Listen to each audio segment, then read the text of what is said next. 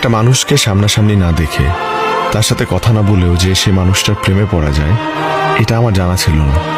ভালোবাসা অন্ধ, কিন্তু কখনো কখনো ভালোবাসা মানুষের চোখ খুলে দেয়। তখন প্রেমে পড়া মানুষটা তার অন্তর্দৃষ্টি দিয়ে ভালোবাসার মানুষটাকে দেখতে পায়।